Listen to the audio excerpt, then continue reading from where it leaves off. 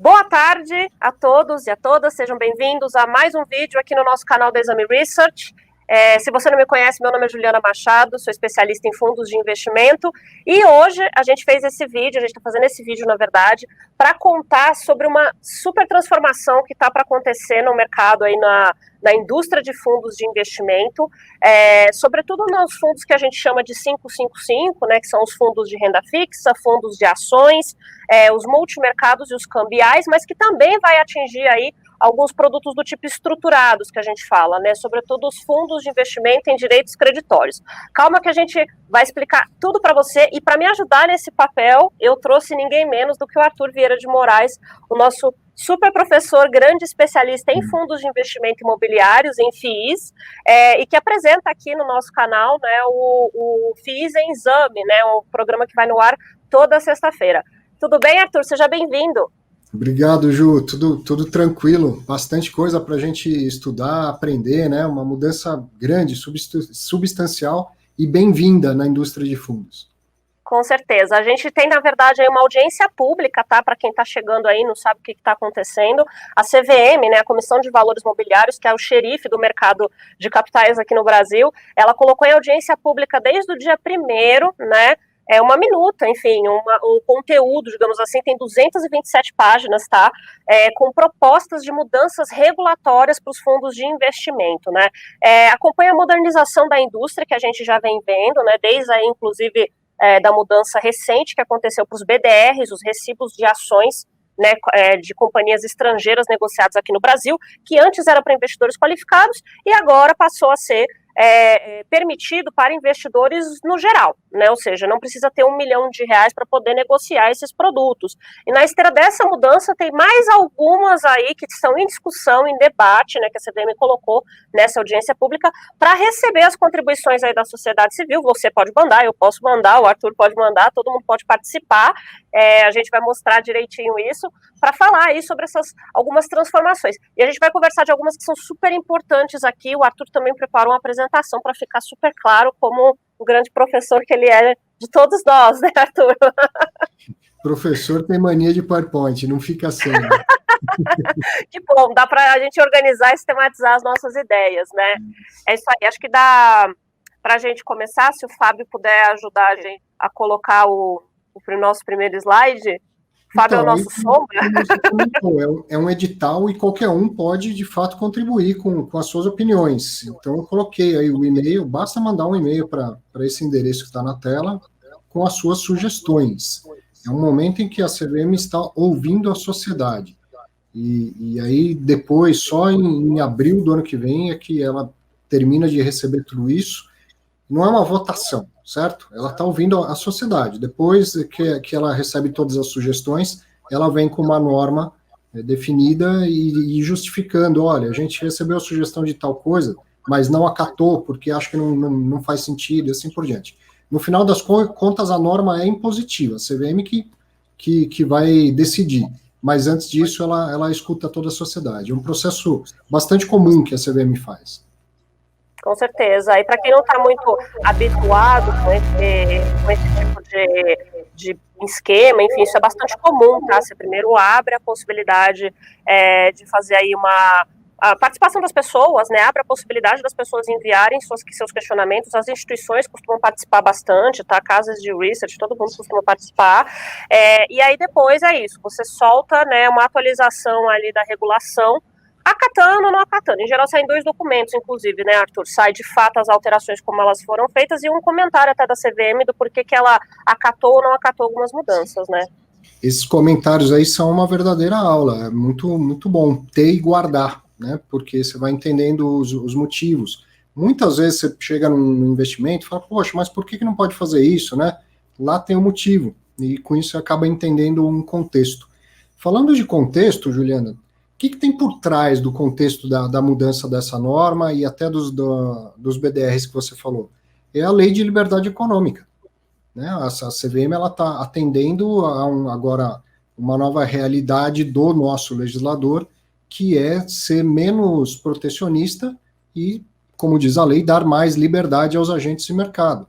Então, o primeiro passo disso foi liberar o BDR para investidores comuns, não precisa mais ser qualificado, e um segundo passo é adequar as normas dos fundos de investimento para essa maior liberdade que a lei confere.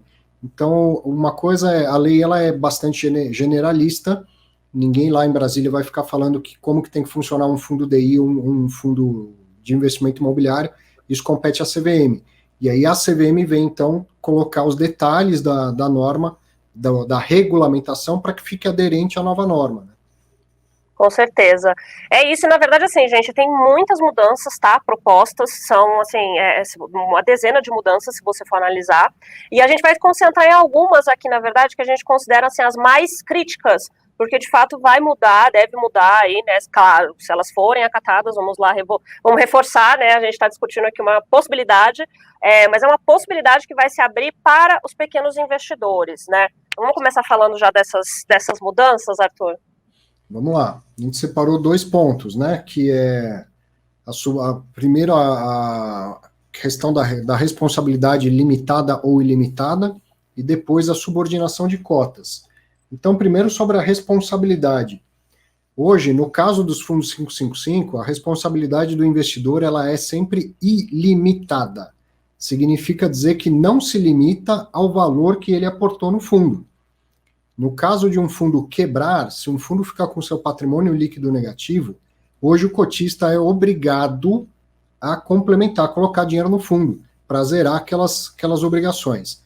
Lembra que a gente até já fez uma outra live, né, falando do que já existe, não do que vai mudar.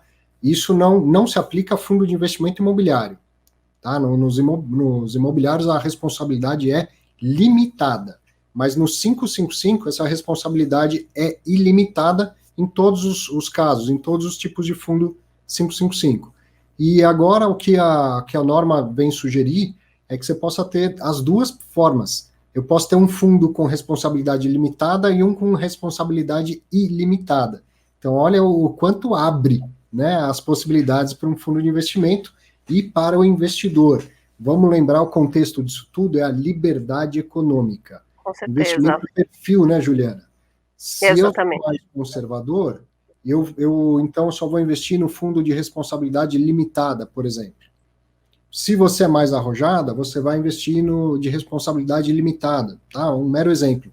Isso é a liberdade que a gente está falando. Não é tutelar todo mundo igual e tutelar todo mundo como se tivesse o mesmo perfil ou o mesmo baixo conhecimento. Como Exatamente. Tem outro apetite, tem mais conhecimento, entrega produto para esses, e para quem não tem ou não quer, entrega produtos mais conservadores, né? Com certeza. E eu acho que essa proposta é bastante legal, porque boa parte dos fundos hoje da indústria, sobretudo se a gente for analisar fundos de ações e fundos multimercados, né, são duas grandes caixas, onde você tem a figura, se você não acompanhou, enfim, se você não é nosso assinante, né, recomendo que você dê uma olhada, porque eu já tratei disso em vários relatórios sobre a importância de conhecer esse perfil de alavancagem, justamente pelo risco que você tem, porque o fundo ele pode ter uma exposição superior ao patrimônio líquido dele, significa que, de fato, ele pode perder o patrimônio e mais, e ficar com esse patrimônio aí, com esse PL negativo, no momento em que os cotistas eles são chamados a aportar recursos. E essa responsabilização, de acordo com a sua cota, né, vai poder criar a figura, na verdade, de uma alavancagem mais responsável até, né, dos gestores eles terem que pensar essas estratégias de alavancagem muito bem, porque como a gente vai continuar, inclusive, falando, né, Arthur, você vai ter aí explicações a dar em relação a esse expor demais, ao gestor expor demais. É uma forma, inclusive, do gestor ser admitido aí como uma figura bastante importante, mais importante do que, de fato, hoje a legislação reconhece. Hoje a legislação reconhece muito bem a figura do administrador de fundos, mas o gestor passa a ser uma pessoa ali fundamental, uma peça que vai ganhar mais protagonismo em responder por esse tipo pela sua atividade, né, que pode incluir aí, no caso, esse tipo de operação, a alavancagem que é muito boa para dar retorno, de fato, mas também é bastante arriscada, né? Não, por que essa responsabilidade hoje é ilimitada? Ela tem um motivo, faz sentido. Do outro lado, eu cotista, coloquei dinheiro no fundo, você também, o gestor foi lá e assumiu obrigações. Se ele não se alavancou, o fundo tinha 200 milhões de reais, ele comprou 200 milhões de reais. Na pior das hipóteses, e muito pouco provável, o fundo perde tudo que tem, os cotistas perdem tudo que tem. Agora, se tem 200 milhões de patrimônio e ele comprou 400 milhões de reais, então ele se alavancou. Ele assumiu uma obrigação, esse dinheiro não caiu do céu. Alguém emprestou esse dinheiro para o fundo, vamos dizer assim, seja, não é um empréstimo, não é que ele vai no banco e pega dinheiro emprestado, mas ele faz operações alavancadas com derivativos, que ele coloca uma margem de garantia e pode abrir uma posição muito maior do que ele pôs de garantia, ele faz operações a termo, enfim. Ele consegue recursos disponíveis no mercado, como se fosse um empréstimo, para comprar muito mais do que de fato tem de patrimônio. Então, se o fundo, o patrimônio líquido ficou negativo, significa que o fundo está devendo para alguém. Muito provavelmente para a própria B3, ou para, melhor ainda, para a corretora por onde o fundo comprou as ações, os derivativos, os títulos que ele negocia e tudo mais. Então, o fundo não pode simplesmente dar um calote no mercado. É por isso que a responsabilidade é ilimitada. Eu, cotista, eu sabia pelo regulamento que a alavancagem era possível, deveria saber o que a alavancagem implica, e se o fundo ficou com PL negativo, significa que alguém tem algo a receber do fundo, e não pode simplesmente tomar um calote. Então, hoje, na situação atual, se o PL ficar negativo, patrimônio líquido do fundo está negativo, os cotistas têm que ir lá e aportar o mínimo necessário para pelo menos zerar, porque é para honrar as obrigações que tem do outro lado das operações do fundo. Tá? Então, faz todo sentido isso. Como pode ser, então, caso um fundo passe a ter cotas com responsabilidade limitada? Então, limitada ao que eu paguei pelas cotas hoje. Eu não seria obrigado necessariamente a colocar mais dinheiro, que já é o que acontece com o fundo imobiliário. Então, aí, se a responsabilidade for limitada, isso que eu falei continua existindo. Se o fundo alavancou e o PL ficou negativo, alguém do outro lado precisa receber. Tá? Não pode simplesmente falar, olha, o fundo, a responsabilidade era limitada, então não tem nada a ver com isso. Claro que não. Então, se ela é limitada e o fundo ficar com PL negativo, primeira coisa, imediatamente o administrador tem que fechar o fundo, não tira mais dinheiro do fundo, não põe mais dinheiro no fundo, e solta um fato relevante, dizendo que o fundo ficou com patrimônio líquido negativo. Tá? Segunda coisa, ele tem 20 dias para isso. Aí, perceba, isso parece uma empresa em recuperação judicial, né? Isso, exatamente. Porque um fundo é muito semelhante a uma empresa, né? Então, segundo o DIN, em até 20 dias, ele tem que apresentar um plano de resolução, ou seja, como que a gente vai sair dessa? Como que a gente vai pagar as obrigações que sobraram no fundo? Aí ele vai, nesse plano, aquilo que você falou da questão do gestor, fazer uma análise dos motivos, apresentar uma explicação para os cotistas. A gente chegou nessa por causa disso. Então o gestor vai se explicar que operações ele fez que deram tão errado, coisa assim. Um balancete mostrando o tamanho do rombo, de onde ele veio, e uma proposta para resolver isso. O que essa proposta pode sugerir? Primeiro, aporte dos atuais cotistas. Seria a mesma situação anterior, mas não é uma obrigação. Está sendo proposto e em assembleia os cotistas votaram e aprovaram. Então aí tudo bem. Eles também podem aprovar que esse aporte seja de cotistas externos, novos cotistas. Então aí eu falo, olha, eu sei que precisa pôr dinheiro no fundo, eu não quero pôr dinheiro no fundo, e eu admito ser diluído na minha participação. Tragam outros cotistas. Então, uma solução, essa solução, digamos, mais simples, que envolve colocar a mão no bolso, do atual cotista ou de outro cotista. Outra possibilidade, o que acontece quando um banco quebra? Geralmente vem um outro banco, vai lá e compra aquele que quebrou. Com certeza. Isso também vai ser possível num fundo de investimento. Então, fazer uma cisão, pega um fundo e cinde ele em 2, em 3, em 4, pode ser uma saída, uma fusão ou uma incorporação. Então, significa chegar um outro fundo com patrimônio muito maior e tal, ele vai lá e absorve aquele fundo que está com patrimônio líquido negativo, né? Seja numa incorporação, seja numa fusão, ou principalmente porque a gente vai falar depois, as cotas podem ter classes diferentes, você pode cindir, pode ser que uma parte do fundo esteja com PL negativo, a outra parte não, por causa da diferença de cotas. Então, você faz uma cisão. A parte boa fica de um lado, a parte que está negativa fica de outro lado. O que mais? Liquidação do fundo, desde que as dívidas tenham sido pagas, evidentemente. E o administrador, nesse caso, ele tem que pedir uma declaração judicial de insolvência do fundo. Em que casos? Em que não houve solução ainda. Os cotistas não aprovaram solução nenhuma. Então, ele vai pedir uma declaração judicial de insolvência do fundo, como se fosse, então, uma recuperação judicial, né? E caso ele não faça, a CVM pode fazer, de ofício. Se ela entender que o fundo está com patrimônio líquido negativo, ela mesma faz esse pedido. Junto desse pedido vem um cancelamento do registro do fundo. Então, aí ele realmente não consegue mais fazer novas operações, significa que não compra mais nada, não aceita resgate e tal, enquanto não solucionar as dívidas, as obrigações que ele tem para honrar. Com certeza. Eu acho que é um mundo de possibilidades que se abre só com uma pequena regra, digamos assim, né? Uma mudança relativamente pequena, mas que abre aí a possibilidade de você tratar o fundo até como uma característica muito próxima do que diversas outras estruturas já têm, né? Os próprios fundos imobiliários, né, Arthur? E as próprias companhias, né? E assim, são estruturas em que você proporciona, eu imagino, assim, esse debate um pouco mais justo da responsabilização das figuras, né? E da maneira como as propostas vão ser colocadas para solucionar aquele problema, né? Da maneira como a gente tem hoje, você de fato não é que os gestores, né, a gente tem uma indústria muito mais robusta, muito mais desenvolvida hoje do que ela já foi no passado, mas a verdade é que os gestores, hoje você não tem exatamente tantos freios em relação à alavancagem, por exemplo, em relação a utilizar os recursos dos cotistas e tomar mais risco do que o necessário. Você vai acabar criando mecanismos de bastante responsabilização do que está sendo feito com o dinheiro, né? Então, para você fazer uma exposição acima do seu patrimônio líquido, você vai ter que ter um cuidado redobrado, porque a forma como você vai fazer isso, ela vai ter que ser justificada depois, caso ela dê completamente errado, e o seu fundo venha a pedir falência, né? Então, assim, que é uma estrutura que hoje não está prevista. Acho que é um grande passo, né, que a gente dá, assim, caso isso realmente seja acatado, né? Para os dois lados, viu, Juliana? Também, assim, qual que é o limite da alavancagem? É o que está no regulamento, na política de investimentos, e a própria CVM coloca alguns limites lá à alavancagem.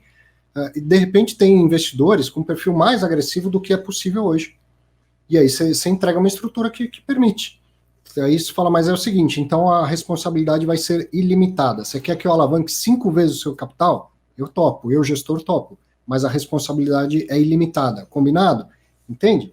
Fica liberdade, esse é o lance.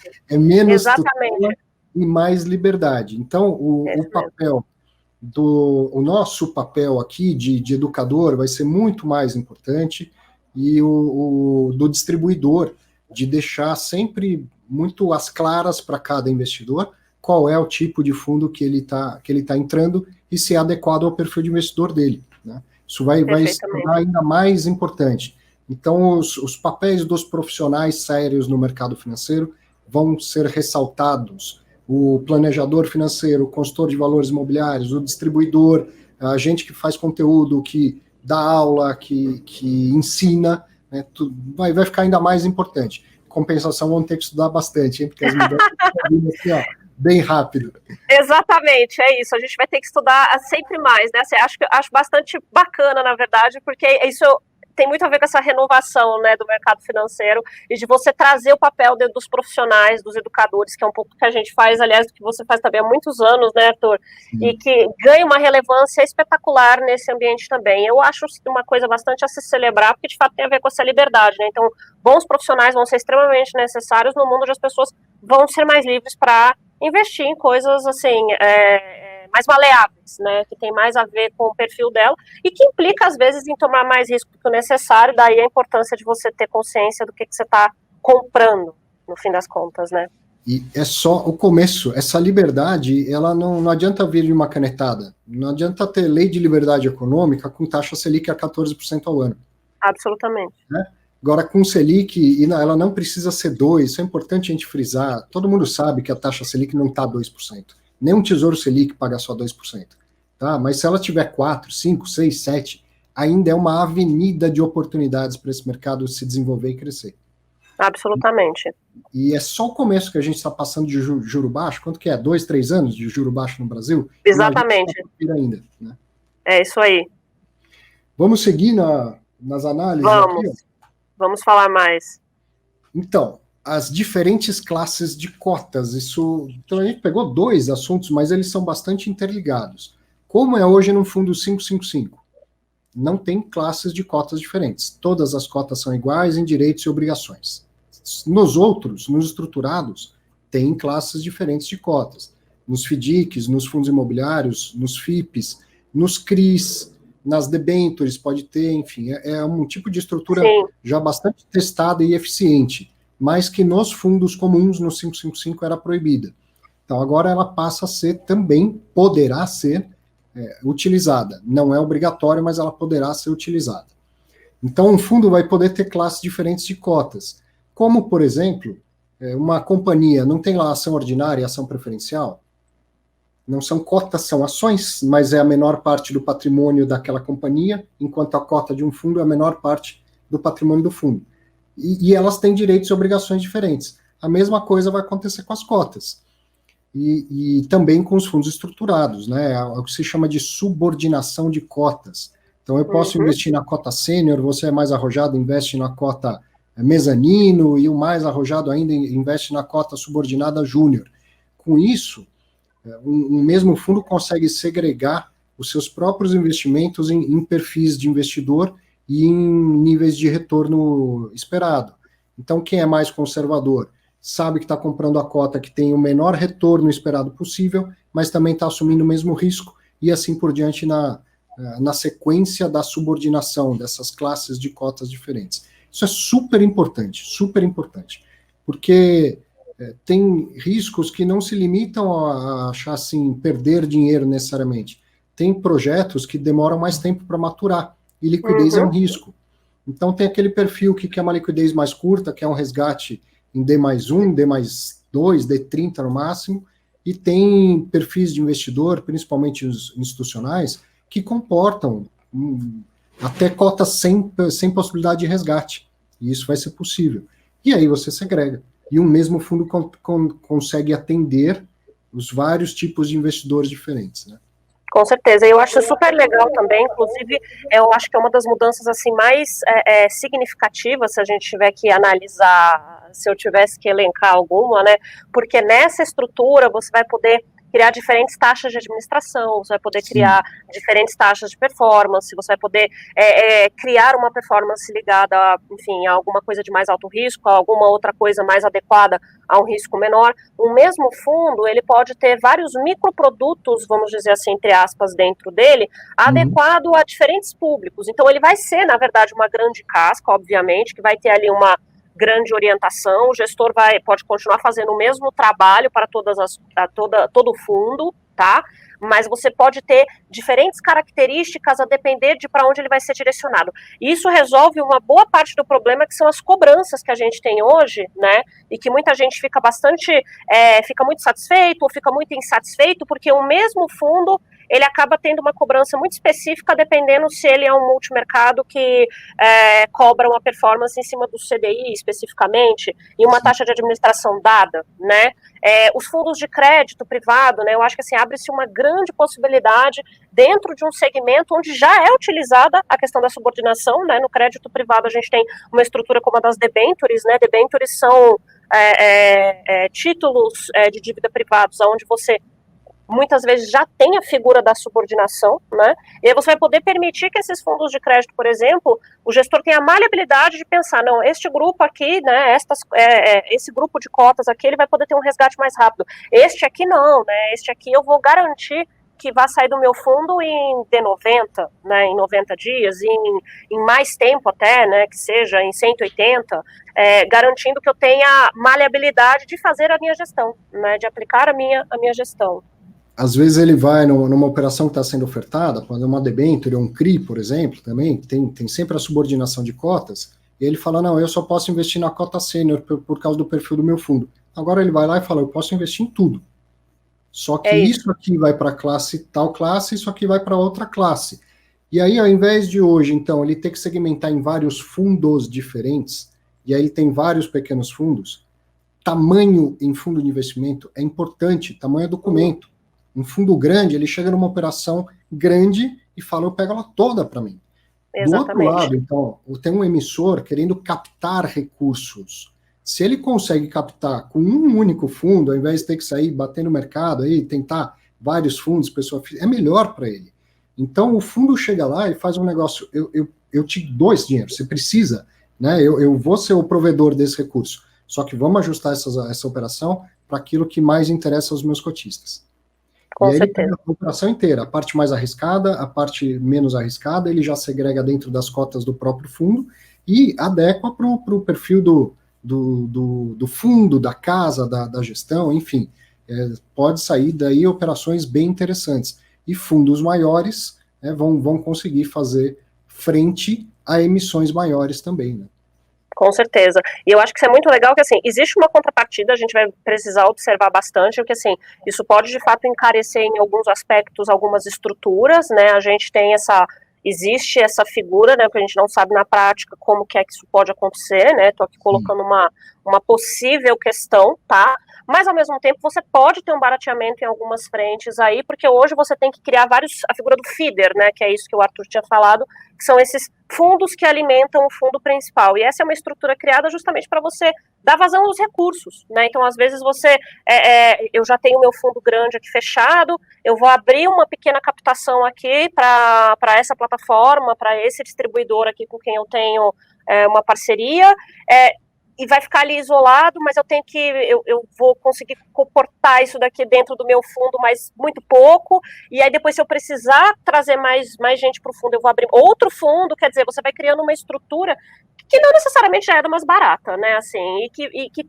tem essa forma de fazer em que você vai criando vários feeders, né, que é a única maneira que você tem de constituir, trazer novos cotistas. E agora você vai ter um único fundo, você simplifica a estrutura em muitos aspectos, né? Então vai ser bem interessante de observar como que isso vai se dar na prática, assim, o que isso vai representar, sobretudo para os fundos grandes que já estão na indústria, que eventualmente queiram fazer novas propostas aí, né? Estratégias já vencedoras, que estão atualmente fechadas, né? O que poderia derivar daí, né, Arthur? Acho que vai ser bem legal de ver. E a questão dos custos, livre mercado, né? Cabe ao investidor não investir naquilo que não parecer eficiente. Taxa de administração e prestação de serviço. A gente não escolhe simplesmente pelo mais barato, né? Com certeza. Também não sai pagando caro se não tem um retorno da qualidade da gestão. E aí cabe novamente ao investidor fazer o seu papel. Ou seja, o que a CVM está falando? Eu vou te tutelar menos e você vai assumir mais responsabilidade sobre os seus próprios investimentos. Né? Então, exato. Ou se interesse ou procure profissionais qualificados para te auxiliar com essas escolhas. Né? Com certeza. Ó, para a gente terminar essa parte do professor e o PowerPoint aqui. Quais podem ser essas diferenças entre as cotas? Então, eu posso ter uma classe aberta e uma classe fechada. Ou seja, dentro de um mesmo fundo, tem cotas que permitem aportes e resgates a qualquer momento, de acordo com a norma. Pode ser que o resgate seja em D mais 10, em D mais 20 e tal, mas ele permite resgate. Enquanto nas classes fechadas, não existe possibilidade de resgate. Já é assim no fundo imobiliário, já é assim no FIP, já é assim com debenture, tá? Às vezes assusta o investidor falar, nossa, eu não posso resgatar. Resgatar não, mas você pode vender a sua cota no momento que você quiser. Por isso que tem mercados para isso, como os fundos imobiliários que são listados na Bolsa, na B3. Então eu posso ter no mesmo fundo algumas cotas que permitem o resgate e outras que não permitem o resgate. Por que isso é importante? Na classe fechada, o gestor pode fazer alocações de mais longo prazo. Não dá para um gestor ter um fundo que permite o resgate, ainda que seja em D mais 30, e ele faz alocações por exemplo, em crise, debêntures que vão vencer daqui 5, 7 ou 10 anos. Ele tem um passivo aqui exigível em 30 dias, tá? E as alocações dele não são exigíveis em 30 dias, então ele não consegue fazer isso. Com certeza. Aí, o que ele tem que fazer? CDB, LFT, coisas de curtíssimo prazo aqui também. Exatamente. O que não permite resgate, eu vou colocar as operações de curtíssimo prazo. O que não permite resgate, eu posso colocar operações de curto, médio e longo prazo. Né? Com certeza. Fechadas, classe aberta ou fechada. O que mais? Se ela é fechada, vamos lá, primeiro eu vou falar da aberta. Se a classe é aberta, distribui como já distribui hoje. Qualquer um liga lá na sua corretora, no seu banco, fala, eu quero fazer um aporte nesse fundo. Quando ela for fechada, vai funcionar como já é no fundo imobiliário. Só entra dinheiro no fundo quando ele faz uma nova emissão de cotas. E aí, para isso, o processo todo é de uma oferta pública igualzinho ao IPO de ações, igualzinho. Tem que registrar uma oferta na CVM, ir atrás dos investidores, eles fazem reserva, depois eles pagam, é uma distribuição de novas cotas, como se fosse uma empresa emitindo ações, é um fundo emitindo novas cotas. Isso, então, no caso de cotas fechadas, que não permitem resgate. As classes podem ser só para investidores comuns ou só para qualificados e profissionais, então você pode Isso é maravilhoso. Né, no mesmo fundo, essa separação de perfis. Essa convivência, né? Eu acho que isso é uma das grandes coisas da qual eu sou bastante entusiasta, assim, né? Até falando um pouco dessa percepção, porque hoje a gente tem uma segregação muito grande, assim, do que são os investidores comuns, os investidores qualificados, os investidores profissionais, né? Os investidores qualificados, para quem não sabe, é que tem 1 milhão de investimentos, né? E os profissionais, 10 milhões de investimentos. Então, assim, os profissionais, claramente, você tem uma classe aqui muito específica, né, ou de pessoas, ou então as empresas, os fundos de investimento, os clubes de investimento, você tem uma estrutura aqui. Só que ela sempre foi bastante, na verdade, sempre não, mas ela se tornou com o tempo, com o avanço da indústria, o surgimento de novos produtos, foi se descolando, né, da realidade. De fato, a legislação ela acabou amarrando demais, né, o investidor de varejo a determinados produtos, como, por exemplo, ficar fora dos produtos internacionais, né, ficar absolutamente afastado da possibilidade de investir fora do Brasil. Quer dizer, hoje eu tenho a possibilidade de comprar criptoativos, né, como o próprio Bitcoin, que muita gente conhece, né, ele é um criptoativo, mas eu não posso investir num fundo que compra, sei lá, que compra ações da Apple, que compra ações da Microsoft. Então, isso aqui casa muito bem, né, Arthur, com aquela mudança em relação aos BDRs que eu comentei no começo, e com a possibilidade agora de você ter um mesmo fundo, né, para diferentes públicos ali, e de fato, você vai ter as pessoas do varejo que não vão querer tomar risco, que eventualmente não querem ir para fora do Brasil, isso inclui ter noção de variação cambial, porque você tem um risco cambial no momento que você decide investir fora do Brasil, mas você vai ter a possibilidade de criar no mesmo fundo, né, a convivência de diferentes perfis de risco, né, eu acho que isso é uma transformação bastante relevante, né, para a indústria. E vai, mais uma vez, a comunicação ser importantíssima, e também por parte do administrador, do gestor, deixar muito claro, né, que se você quer investir na cota sênior, o que você espera de retorno e de risco? Se você quer investir na cota subordinada, o que você espera de retorno e quais são os riscos envolvidos? Então, mais transparência, mais comunicação, que sempre geram valor, vão ser cada vez mais importantes com essa liberdade toda, né? Com certeza. As classes de cotas vão ter demonstrações contábeis próprias, então é como se fossem mesmo os pequenos fundos dentro de grandes fundos, né? Tem mais um detalhe aqui, peraí. Quais outras diferenças? Elas podem ter condição de aplicação, de amortização e de resgates diferentes, então aquilo que a gente falou, eu posso ter uma cota que permite resgate em curto prazo, a outra só em médio prazo, e uma outra fechada que sequer admite resgate, né? Elas podem ter taxa de administração, gestão, performance, todas as taxas podem ser diferenciadas, então, aí, como você falou, tem que tomar cuidado para não ter uma diferença muito grande de taxas dentro de um mesmo fundo. Se eu sou conservador, eu vou pagar muito, ou assim, para o investidor comum a taxa é de 2%, para o investidor qualificado ou profissional a taxa é de 0,5%. O que justifica isso? Pode ser que tenha o que justifique, mas em geral espera-se o contrário, né? Se as operações mais conservadoras, elas demandam menos da gestão de um fundo, então elas poderiam custar mais barato. É como os multimercados, né? Um fundo de renda fixa, em geral, tem taxa de administração mais baixa do que um multimercado macro e que opera em várias classes de ativos. Então, é isso que se espera dessa segregação de taxas, não o contrário, mas o investidor tem que ficar de olho. Com certeza. A política de investimento, inclusive a possibilidade de alavancagem pode ser diferente, né? Então, aí, mais uma vez, o conservador encontra o que é conservador, o arrojado encontra o que é arrojado, e a CVM sugere que não tenha diferença entre responsabilidades limitadas e ilimitadas. Ela sugere, não tá definido isso. O que ela quer dizer? Aquilo que a gente explicou antes, a diferença de uma cota com responsabilidade limitada ou ilimitada, ela acha temerário que um fundo tenha classes de cotas que são limitadas e classes que são ilimitadas, no mesmo fundo. Porque daí, em caso de patrimônio líquido negativo, como que trata a diferença entre essas classes? Então, a CVM prefere que isso não seja possível dentro de um mesmo fundo. Então, as cotas vão poder ter um monte de diferenças, mas, preferivelmente, fundo de responsabilidade ilimitada só tem esse tipo de cota, fundo de responsabilidade limitada só tem esse tipo de cota. A partir daí, pode ter tudo isso que a gente está falando. Então, as cotas são sempre de responsabilidade limitada, e tem, uma pode alavancar, a outra não pode, numa tem a taxa de administração maior, na outra menor, uma não tem taxa de performance, a outra tem, aí tudo bem, mas o que a CVM não quer é confundir no mesmo fundo responsabilidades limitadas e ilimitadas.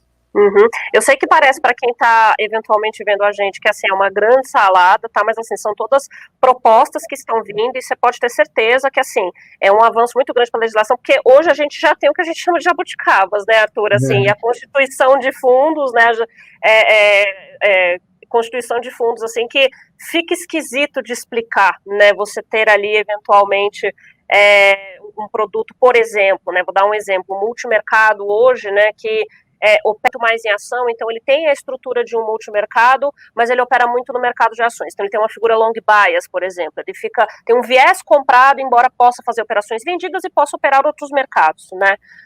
E aí o que acontece, né? Não é incomum que esses produtos eles tenham ali uma cobrança de 2,20 em cima do CDI, que é uma estrutura comum nos multimercados no geral, mas ele opera muito mais em bolsa, e aí ele oferece uma tributação de mercado de ações, que é 15% no resgate, ou seja, ele não tem a figura do come cotas, que tem no geral em multimercados ou em fundos de renda fixa, que possam ser classificados como longo prazo e curto prazo. Para ter o come cota, você tem que estar nessas duas classificações, curto prazo ou longo prazo. Ou seja, já é estranho hoje as possibilidades que a legislação permite, né, considerando aí as características dos fundos, né, quer dizer, essa estrutura de fundo long bias, quer dizer, um multimercado que opera mais no mercado de ações, ela se popularizou muito com a popularização do próprio mercado de ações, com o crescimento do interesse das pessoas, né, e com a possibilidade vasta de estratégias, para os fundos long bias, eles são super legais numa carteira, tá, para quem não conhece, acha isso estranho. Então, essa legislação, essa mudança regulatória, né, sendo aprovada, ela vai permitir que você traga mais clareza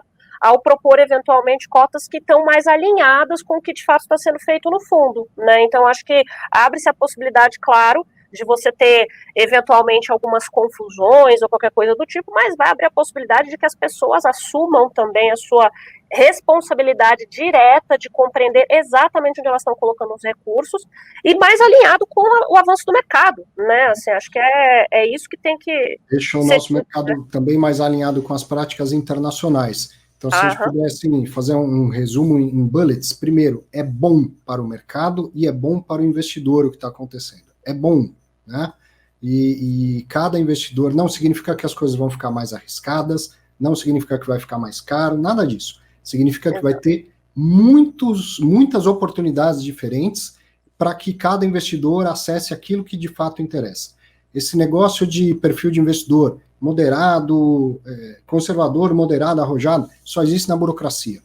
A gente tem vários perfis diferentes, centenas de perfis diferentes. Então, a gente tem que ter centenas de produtos diferentes que entreguem essas estratégias. Então, é melhor para todo o mercado e a gente dá um passo de complexidade, vamos dizer assim, que é natural, que vem junto com o crescimento, né, com o desenvolvimento. E aí, cada um vai poder investir naquilo que realmente interessa. Só que vai precisar se interessar um pouco mais. Né? Exatamente. Isso é muito bom, na verdade, a gente celebra esse tipo de coisa, porque nada melhor do que estimular o desenvolvimento do mercado e estimular que todas essas pessoas, né, que agora aprenderam a investir na bolsa, que chegaram, aprenderam como que tem que sair da poupança, que agora é hora de fazer alguma outra coisa com o meu dinheiro, agora também é hora de aprender. Aliás, já passou da hora da gente aprender, né? Então, acho que assim, isso vai estimular todos nós, né, e as pessoas, os que estão chegando, os que já estão, a de fato se mexer. Isso é muito legal, porque também coloca todo mundo para trabalhar, que é uma coisa que a gente celebra bastante, né, Arthur? Isso aí. Bons ventos para a indústria. Bons ventos para a indústria. Gente, eu queria agradecer muito a você que ficou aqui com a gente, eu queria agradecer muito ao Arthur também pela super aula, sempre maravilhoso ter a oportunidade de estar aqui com o nosso grande mestre aqui da Exame, né? E Eu espero também vocês lá na Exame Research, tá? Porque semana que vem vai ter mais conteúdo, várias coisas, né, dos relatórios que eu estou preparando junto com o Renato Mimica, que é o nosso CIO. A gente continua fazendo bastante conteúdo para discutir todas as transformações possíveis para você já ficar ciente do que pode acontecer, tá? Tá ainda na fase de debate e como uma fase de debate, vamos debater, que isso é super importante, tá? Um beijo, muito obrigada. Muito obrigada, Arthur. Valeu, obrigado eu. E um abraço para quem assistiu. Tchau, tchau.